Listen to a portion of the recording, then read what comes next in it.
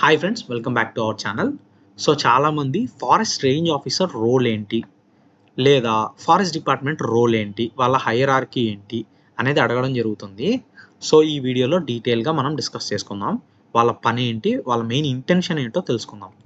So బేసిక్గా forest department అనేది 3 ఫ్యాక్టర్స్ని అనేది మేనేజ్ చేస్తుందండి. ఫస్ట్ థింగ్ వచ్చేసి అఫారెస్టేషన్ని చేయడం జరుగుతుందండి. అఫారెస్టేషన్ అంటే మీ అందరికి తెలిసిందే. రీసెంట్గా పీవైక్యూలో మీరు చూస్తుంటే ఒక సిల్లీ బిట్ అని అనిపిస్తుంది, బట్ ఈ టర్మ్ అనేది అర్థం తెలుసుకోవడం కూడా చాలా ఇంపార్టెంట్ అండి for the mains prospective. Afforestation అంటే చెట్టులను నాటడం.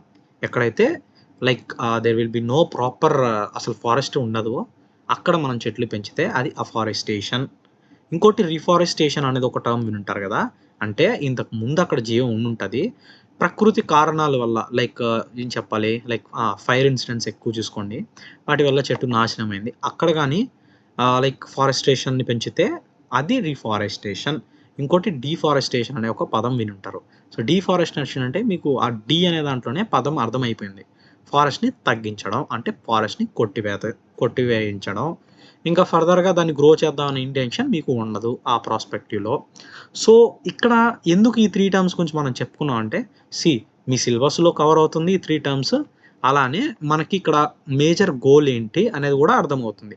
సో మేజర్ ఫారెస్ట్ ఆఫీసర్స్ అనే వాళ్ళు ఏం చేస్తారండి, అఫారెస్టేషన్ వర్క్ అనేది చేస్తారు. ఎందుకు, మనకి ఐఎస్ఎఫ్ఆర్ రిపోర్ట్ ఒకటి రిలీజ్ చేస్తారు కదా, ఎవ్రీ 2 ఇయర్స్కి ఒకసారి. సో ఆ రిపోర్ట్లో మనం పోటీ పడతాం ఇండైరెక్ట్గా. మనం 33% గోల్ ఏదైతే మనం పెట్టుకున్నామో నేషనల్ గోల్, దీని మీద క్వశ్చన్ కూడా రావడం జరిగింది. నేను ఒక 100 సార్లు చెప్పుంటా కదా క్లాస్లో, లేదా మన ఛానల్లో కూడా చెప్పే ఉన్నాను అనుకుంటా.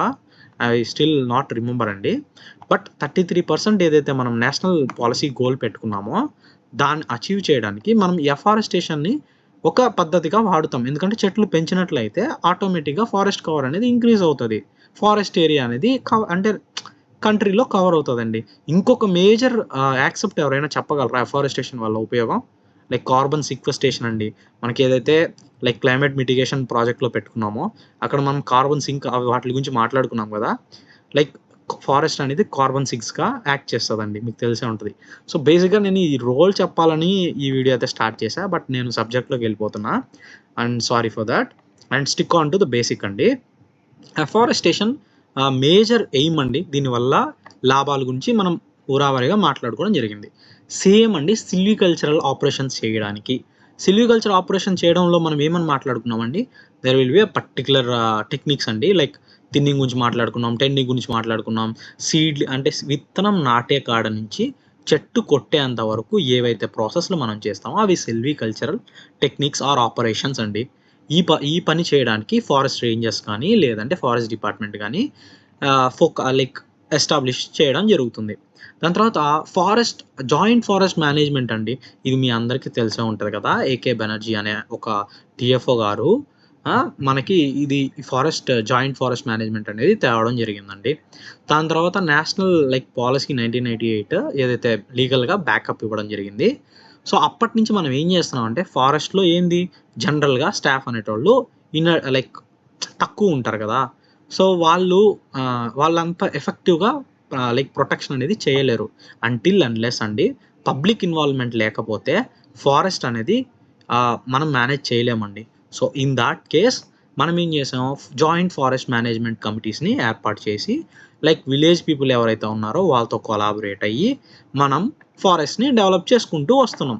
సో ఇదండి ఫారెస్ట్ మేనేజ్మెంట్ అండ్ ఓవరాల్గా ఒక ఓవర్ వ్యూ అయితే చెప్పడం జరిగింది మనం ఈ వీడియోలో. ఇన్ కేస్ అండి ఈ వీడియో నచ్చినట్లయితే ప్లీజ్ లైక్ చేయండి, అలానే కామెంట్ చేయండి, ప్లీజ్ సబ్స్క్రైబ్ చేసుకోండి.